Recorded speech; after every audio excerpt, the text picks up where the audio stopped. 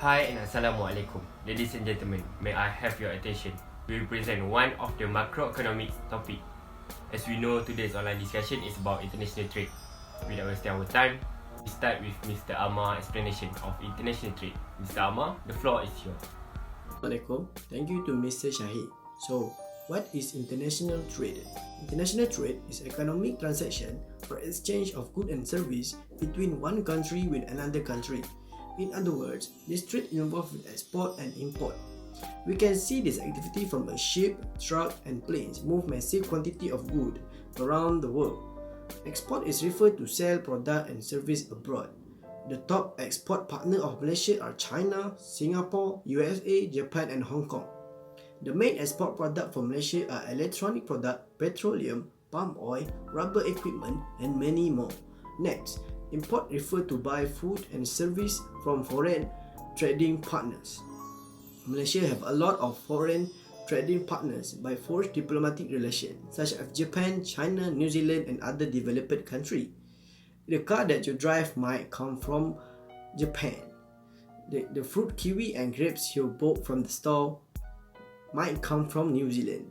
So, in addition, the main product that Malaysia import from other countries such as vehicle, machinery, medical equipment, and many more.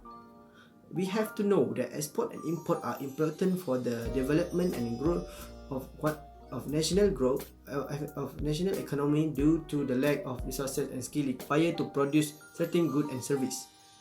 If Malaysia import more than its export, it has a trade deficit.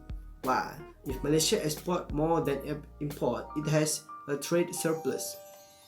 It is important to make sure that Malaysia always positive trade balance, which is export exceed import, in order to gain or maximize the profit of the country. Moreover, other countries benefit from the international trade, such as fulfill consumer demand and enjoy a wide variety of products to choose from the trade. Create more employment in Malaysia. Of course, like I said before, it will generate high income and economic growth of Malaysia. That's all from me. Assalamualaikum. Thank you, Mr. Amar, for the information and interesting talk. Without further ado, I would like to welcome Mr. Rizwan to deliver his talk about the current issue in Malaysia.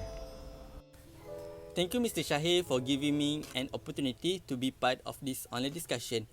Regarding Malaysia Foreign Trade Statistic Report, the Ministry of International Trade and Industry, or MITI, said in a statement that exports of the country decreased by 23.8% to RM64.92 billion, while import also decreased by 8% to RM68.42 billion.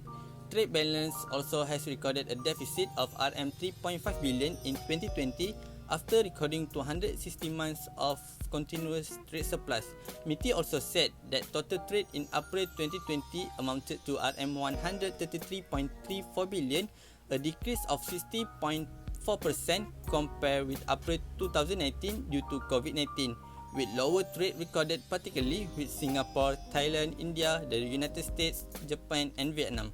This situation occurred because of the COVID-19 pandemic. This pandemic has caused a major disruption to the global supply chain. During this situation, most countries around the world were under some form of lockdown to prevent the spread of COVID-19. This has caused major problems to the manufacturing activities and movement of goods globally. Malaysian economy is expected to go downhill from the third quarter of the year due to the government's effort in dealing with the COVID-19 pandemic. According to International Monetary Fund's forecast in April 2020, global economic growth is at 3% negative for the first time since the recession in 1930s. Developed and developing countries have experienced economic contraction. The example of the impressive export sector caused by COVID-19 in Malaysia is export of manufactured goods decreased 23.4% year to year to RM55.5 billion. Exports of agricultural product decreased by 13.8% to RM4.7 billion. Exports of mineral product, which is 7% share, decreased by 31.6% year to year to RM4.56 billion. For the period January to April 2020, imports total RM270.14 billion, decreased by 1.2% from the same period in 2019. The example of the impressive import sector caused by COVID-19 is import for chemical product decreased by 6.5% to RM24.98 billion, and import for machinery, equipment and parts has been decreased by 18.3% to RM18.57 billion. In my opinion, for sure, Government of Malaysia must handle this serious issue wisely. Thank you. Thank you, Mr. Rizwan, for your very talkative and insightful speech. Now we know the current issue as well, but as a Malaysian, we also want to know what government will do in order to handle the issue too. So, Mr. Haris, would you like to tell us more about the government action? Thank you, Mr. Shahi. As we know, the government of Malaysia is the main pillar to settle down this issue.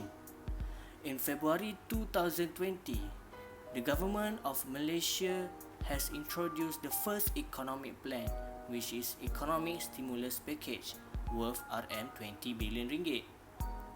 This plan includes three main strategies, which is the first plan is to handle the COVID-19 case. The second one is to encourage Malaysian-centric economic growth, and the last one is promoting quality investment. The third strategy can be related to this issue, and one of the plan is government decided to exclude the import duty and sales tax on importation or local purchase of machinery and equipment used in port operations for 3 years starting 1st April 2020. In addition, government also agreed to give double tax deduction to international shipping company who run the business operation in Malaysia. Not enough than that, government announced additional provisions worth RM250 billion ringgit that can give a lot of benefit to Malaysia. Moreover, after a while doing movement control order in Malaysia, government agreed to restart the economy on a regular basis and under strict control. Ministry of International Trade and Industry has approved a few major sectors economy of Malaysia in full capacity and without time restriction to ensure that state development agenda can be continued, although Malaysia is facing global economy challenge which are uncertain. And the latest news that related to this issue is government has announced short-term economic recovery plan in June 2020. It is important to tell the world that economy of Malaysia remain competitive and always open for a business purpose to keep Malaysia as the destination for major investment.